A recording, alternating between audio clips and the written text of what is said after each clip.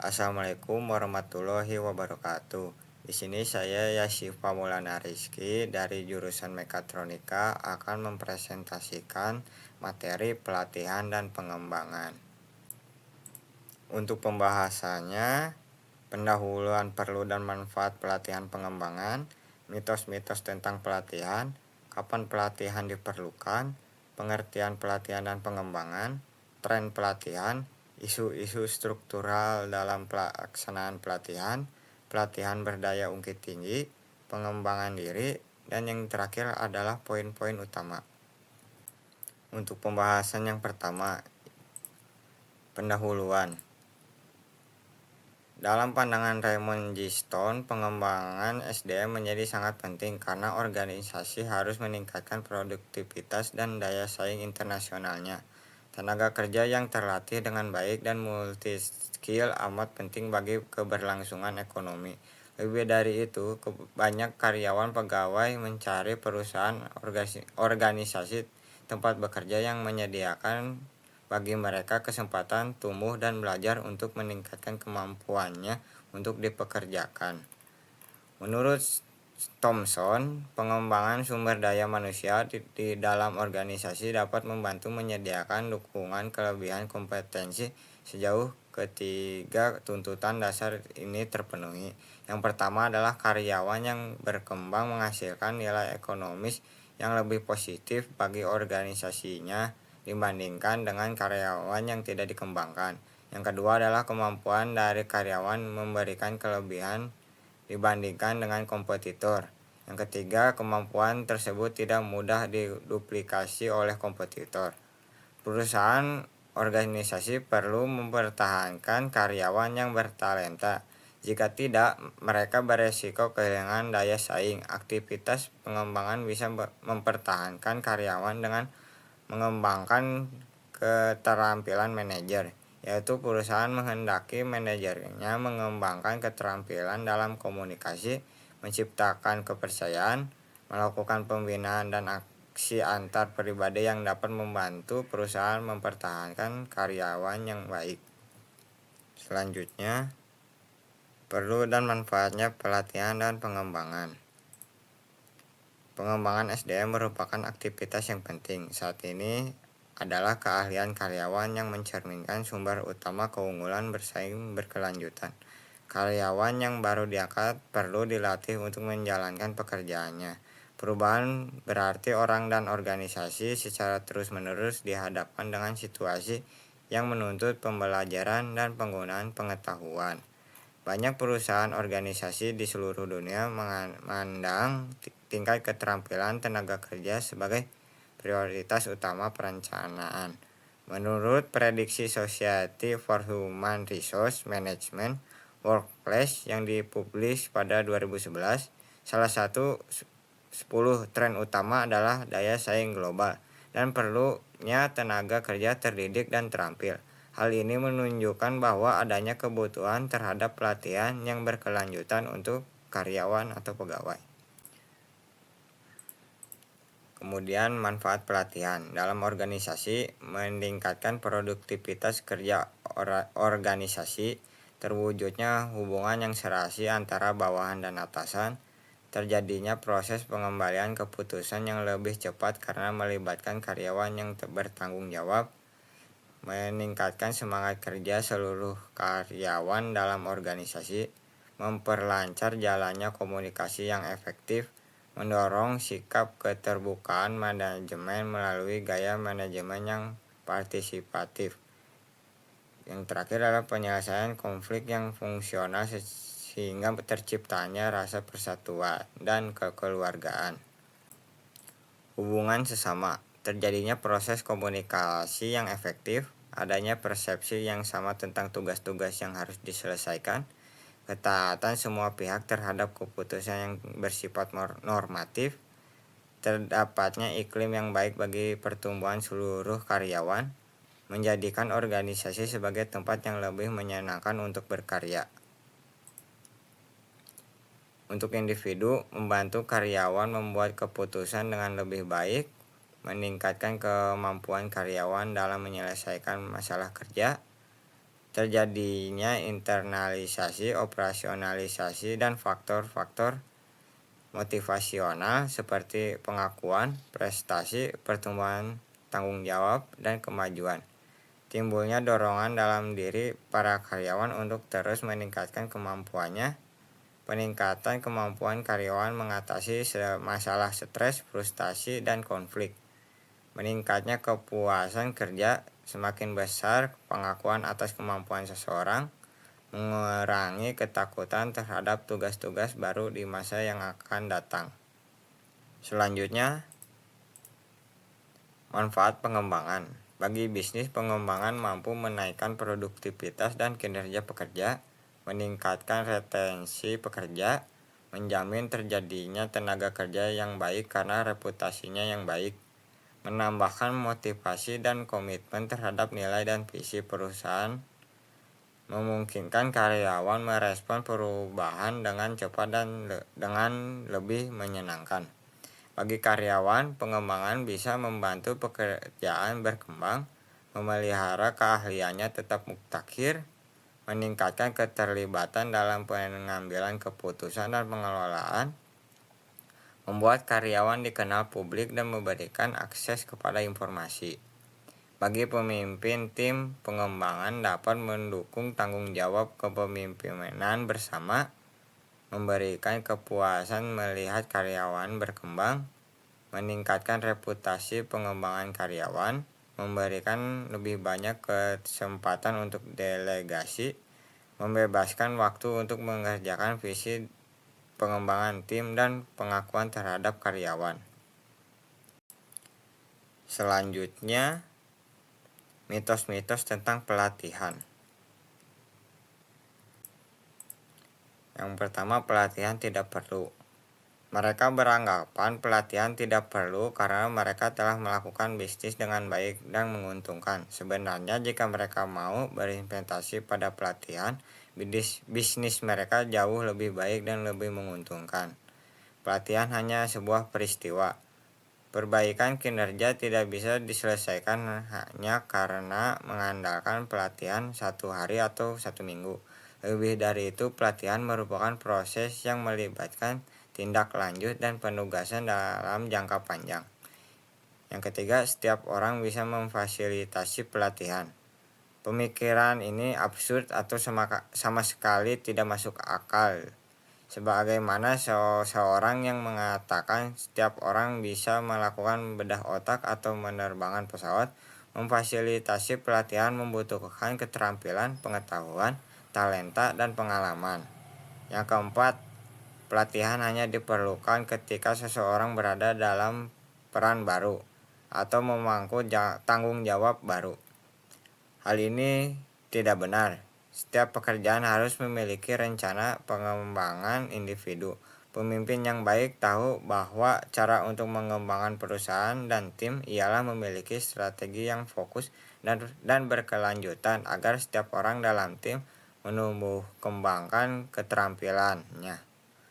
Yang kelima, pelatihan itu formal dan dilakukan di dalam kelas.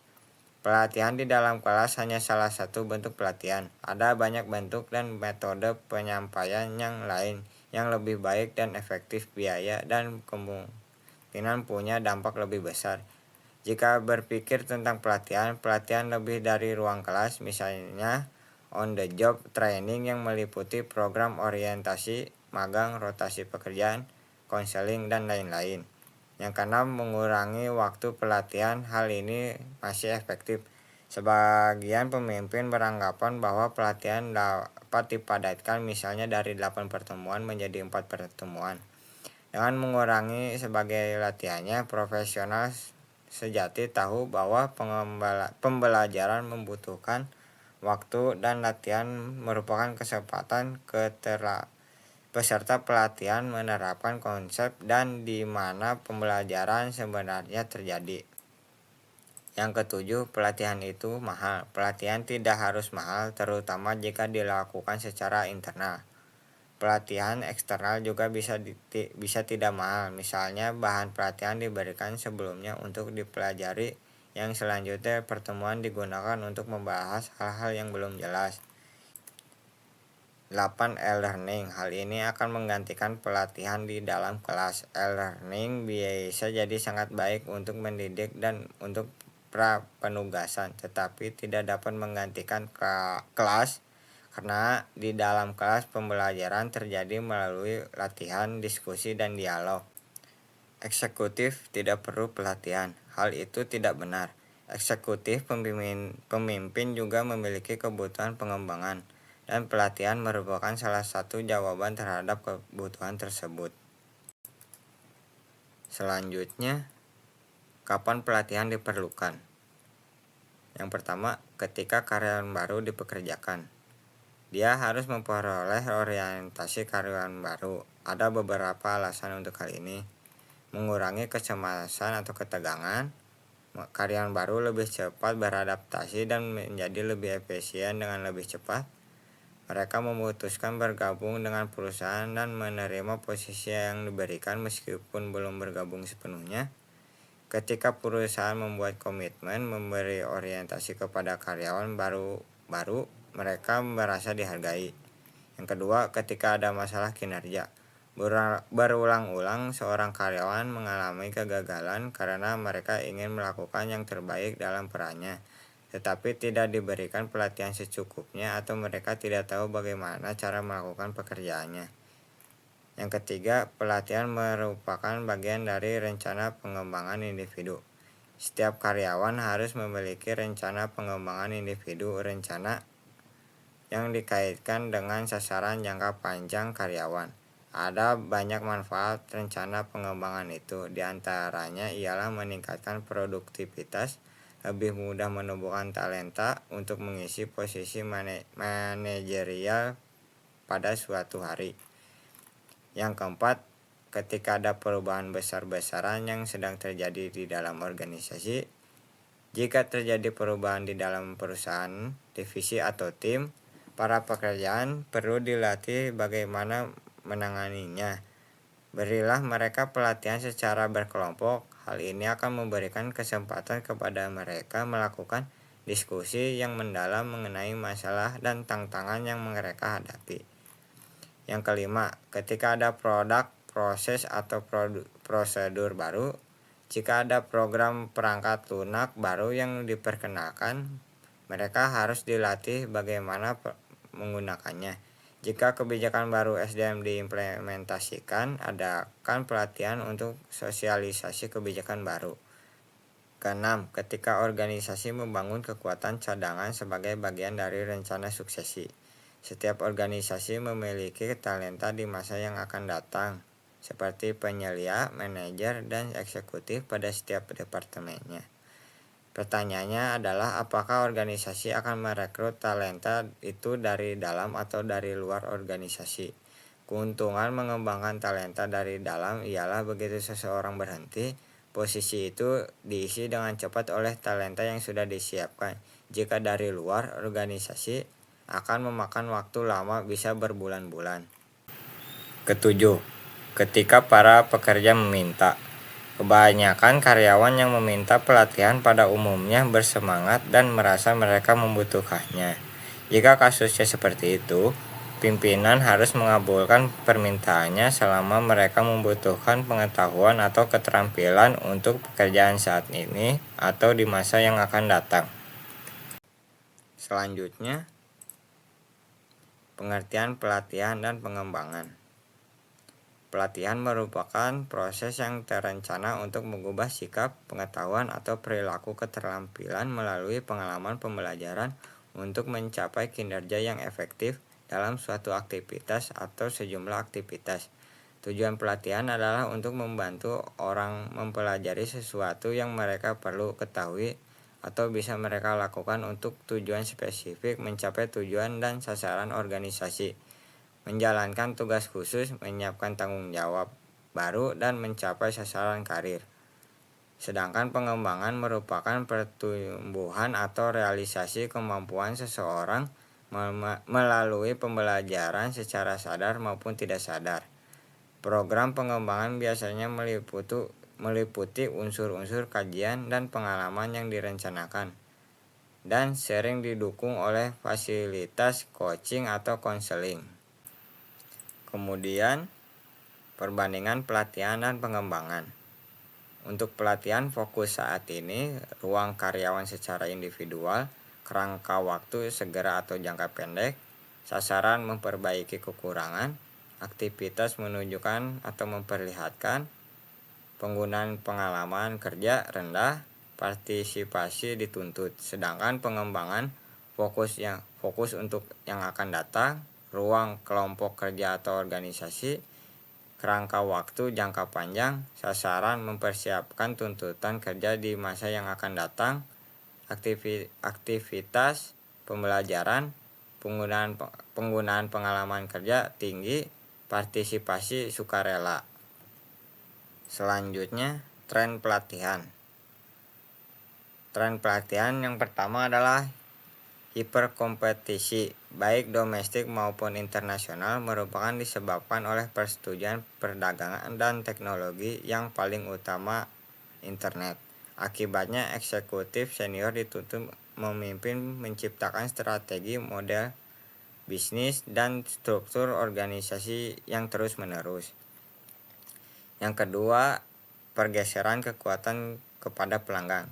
Dengan menggunakan internet, pelanggan dapat mengakses database yang memungkinkan mereka membandingkan harga dan memeriksa uraian produk. Dengan demikian, selalu ada kebutuhan memenuhi kebutuhan produk dan jasa pelanggan. Yang ketiga, kolaborasi lintas batas organisasi dan geografis. Dalam beberapa kasus, 3 supplier bersanding dengan produsen, pabrik, dan berbagai akses terhadap tingkat stok. Aliansi internasional strategis sering mengarah pada penggunaan tim multinasional yang harus memperhatikan isu-isu budaya dan bahasa. Yang keempat, kebutuhan untuk mempertahankan tingkat talenta yang tinggi. Karena jasa dan produk bias ditiru, kemampuan tenaga kerja berinovasi, menyempurnakan proses, memecahkan masalah, dan membentuk hubungan menjadi satu-satunya keunggulan bersaing. Memikat, mempertahankan, dan mengembangkan orang dengan kompetensi krisis merupakan hal yang sangat penting keberhasilannya. Yang kelima adalah perubahan pada tenaga kerja. Pergeseran demografis menunjukkan bahwa banyak orang muda tidak terampil dan kurang terdidik akan dibutuhkan untuk entry level job. Karena ras dan etnik minoritas yang kurang dimanfaatkan, wanita dan orang tua membutuhkan pelatihan. Yang keenam, perubahan teknologi memaksa mensyaratkan pelatihan dan pelatihan kembali pada pekerjaan yang ada. Yang ketujuh, tim. Karena semakin banyak perusahaan melibatkan karyawan dan tim di tempat kerja, anggota tim perlu mempelajari perilaku seperti meminta ide, menawarkan bantuan tanpa diminta, keterampilan menyimak dan umpan balik, mengakui dan mempertimbangkan gagasan-gagasan orang lain. Selanjutnya, isu-isu struktural dalam pelaksanaan pelatihan. Yang pertama, komitmen perusahaan kurang dan tidak seimbang. Kebanyakan perusahaan tidak menyisihkan anggaran sama sekali untuk pelatihan. Perusahaan-perusahaan itu cenderung berkonsentrasi pada manajer, teknisi, dan profesional, bukan pekerja biasa. Untungnya hal itu berubah sebagai akibat cepat dikenalnya teknologi baru yang dipadukan dengan pendekatan baru, desain organisasi, dan manajemen produksi. Banyak perusahaan tidak bias mengabaikan pelatihan. Para karyawan harus belajar 3 jenis keterampilan baru, yaitu kemampuan menggunakan teknologi baru, kemampuan mempertahankannya, dan yang terakhir kemampuan mendiagnosis masalah sistem. Yang kedua, akumulasi anggaran dunia bisnis untuk pelatihan tidak memadai. Oleh karena itu, masyarakat Amerika untuk pelatihan dan pengembangan mendesak dunia usaha meningkatkan anggaran untuk pelatihan sampai sekurang-kurangnya 2% dari gaji tahunan untuk pelatihan, lebih dari rata-rata industri Amerika sekitar 1,2%. Yang ketiga, dunia usaha mengeluhkan sekolah memberi gelar, tetapi gelar itu bukan jaminan telah menguasai keterampilan. Akibatnya, dunia usaha harus mengalokasikan dana yang besar untuk melatih kembali karyawan dalam keterampilan-keterampilan dasar. Yang keempat, meskipun secara retorika pelatihan dipandang sebagai investasi, aturan akuntansi menuntut bahwa pelatihan dianggap sebagai biaya. Dunia usaha akan mengalokasikan dana lebih besar jika aturan akuntansi direvisi. Tidak seperti investasi pada peralatan yang muncul dalam pembukuan sebagai aset, sedangkan pengeluaran pada pelatihan dipandang semata-mata sebagai biaya yang harus dikurangi. Yang kelima, perusahaan dan sekolah harus mengembangkan hubungan yang lebih erat. Sekolah sering dipandang sebagai tidak tanggap terhadap permintaan pasar. Dunia usaha dipandang tidak mengkomunikasikan permintaannya ke sekolah. Selanjutnya, pelatihan berdaya ungkit tinggi. Secara umum, pelatihan merupakan usaha terencana oleh organisasi untuk memfasilitasi pembelajaran karyawan atas kompetensi yang berkaitan dengan pekerjaan. Kompetensi ini meliputi pengetahuan, keterampilan, atau perilaku yang sangat untuk kesuksesan kinerja pekerja. Tujuan pelatihan bagi karyawan adalah menguasai pengetahuan, keterampilan, dan perilaku yang ditekankan dalam program pelatihan dan menerapkan dalam kegiatan sehari-hari. Banyak perusahaan mengadopsi pandangan yang lebih luas ini, yang dikenal sebagai pelatihan berdaya ungkit tinggi. Pelatihan ini dikaitkan dengan sasaran dan tujuan bisnis strategis, menggunakan proses desain pembelajaran yang memastikan bahwa pelatihan itu efektif, dan membandingkan program pelatihan perusahaan dengan program pelatihan di perusahaan lain. Praktik pelatihan berdaya ungkit tinggi juga membantu menciptakan kondisi kerja yang mendorong pembelajaran terus-menerus. Pembelajaran terus-menerus menuntut karyawan memahami sistem kerja secara menyeluruh yang meliputi hubungan antar pekerja, kesatuan pekerja, dan perusahaan. Para karyawan dituntut menguasai keterampilan pengetahuan baru dan menerapkannya dalam kerja, serta berbagai informasi dengan karyawan lain. Selanjutnya, merancang aktivitas pelatihan yang efektif. Yang pertama, penilaian kebutuhan. Analisis organisasi, analisis orang, analisis tugas. Yang kedua, memastikan kesiapan karyawan untuk pelatihan. Sikap dan motivasi dan keterampilan dasar. Yang ketiga, menciptakan lingkungan belajar. Identifikasi tujuan pembelajaran dan hasil pelatihan, materi yang bermakna, praktik, umpan balik, observasi terhadap orang lain, pelaksanaan dan koordinasi program. Yang keempat, memastikan terjadinya transfer pelatihan. Strategi manajemen pribadi, dukungan teman sesama dan manajer. Menyeleksi metode pelatihan, metode presentasi, metode hands-off, dan metode kelompok. Yang kedelapan, evaluasi program pelatihan. Identifikasi hasil pelatihan dan desain evaluasi, analisis biaya keuntungan. Selanjutnya, pengembangan.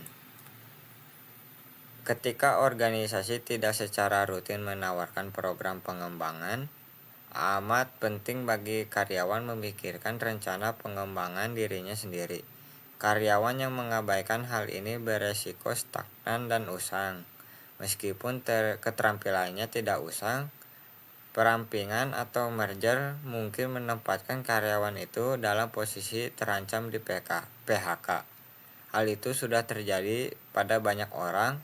Oleh karena itu, perencanaan untuk karir sendiri meliputi bagaimana kita dapat menunjukkan bahwa kita memberikan sumbangan yang signifikan pada organisasi. Kemudian, saran untuk mengembangkan diri. Pengembangan yang pertama, menciptakan pernyataan misi pribadi Anda. Yang kedua, ambillah tanggung jawab atas arah dan perkembangan Anda sendiri. Yang ketiga, buatlah peningkatan bukan kemajuan sebagai prioritas Anda. Yang ketiga, berbicaralah dengan orang di posisi yang Anda harapkan dan dapatkan saran-saran bagaimana melakukan pekerjaan itu. Yang kelima, tetapkan tujuan yang logis. Yang keenam, lakukanlah investasi untuk diri Anda sendiri sebagaimana prioritas. Kemudian kemajuan. Yang pertama, ingat bahwa kinerja di bagian Anda itu penting, tetapi kinerja antara pribadi amat sangat penting. Yang kedua, tetapkan nilai dan prioritas yang tepat. Yang ketiga, berikan solusi bukan masalah. Yang keempat, jadilah pemain tim. Yang kelima, jadilah orang yang berorientasi pada pelanggan. Yang keenam, bertindaklah seolah-olah apa yang Anda lakukan punya dampak yang besar. Selanjutnya yang terakhir adalah poin-poin utama. Yang pertama, pengembangan SDM menjadi sangat penting karena organisasi harus meningkatkan produktivitas dan daya saing internasionalnya. Tenaga kerja yang terlatih dengan baik dan multi skill amat penting bagi keberlangsungan ekonomi. Yang kedua, pengembangan memberikan manfaat banyak, diantaranya yang pertama menaikkan produktivitas dan kinerja pekerja, yang kedua meningkatkan retensi pekerja, yang ketiga menambah motivasi dan komitmen, yang keempat membantu pekerja berkembang, dan yang kelima memelihara keahliannya tetap mutakhir. Yang ketiga, beberapa situasi di dalam pelatihan benar-benar dibutuhkan adalah sebagai berikut. Yang pertama, ketika karyawan baru dipekerjakan. Yang kedua, ketika ada masalah kinerja. Yang ketiga, ketika pelatihan merupakan bagian dari rencana pengembangan individu.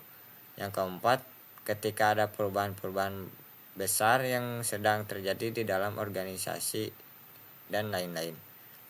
Yang keempat, pelatihan merupakan proses yang terencana untuk mengubah sikap, pengetahuan, atau perilaku keterampilan melalui pengalaman pembelajaran untuk mencapai kinerja yang efektif dalam suatu aktivitas atau sejumlah aktivitas lainnya.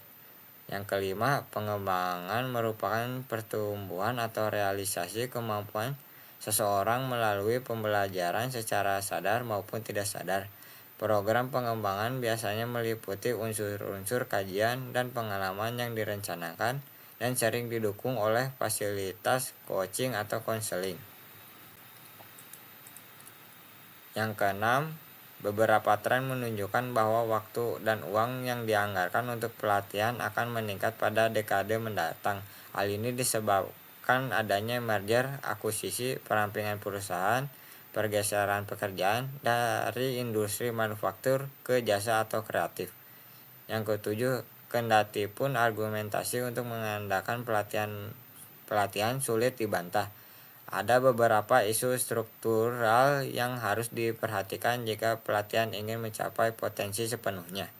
Yang kedelapan, pelatihan bergerak dari fokus utama pada pengajaran keterampilan spesifik kepada fokus yang lebih luas, yaitu menciptakan dan berbagi pengetahuan yaitu menggunakan pelatihan untuk memperoleh keunggulan kompetitif.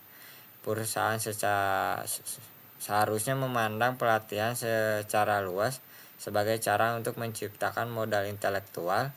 Yang kesembilan, karakteristik utama aktivitas pelatihan yang memberikan kontribusi terhadap daya saing adalah aktivitas pelatihan yang dirancang sesuai dengan proses desain dan pembelajaran, yaitu mendekati sistematik untuk mengembangkan program pelatihan. Yang ke-10, ketika organisasi tidak secara rutin menawarkan program pengembangan, amat penting bagi karyawan memikirkan rencana pengembangan dirinya sendiri. Karyawan yang mengabaikan hal ini beresiko stagnan dan usang. Meskipun keterampilannya tidak usang, perampingan atau merger memungkinkan menempatkan karyawan itu dalam posisi terancam di PHK. Hal itu sudah terjadi pada banyak orang. Sekian dari saya, mohon maaf bila ada kekurangan atau kesalahan kata. Wassalamualaikum warahmatullahi wabarakatuh.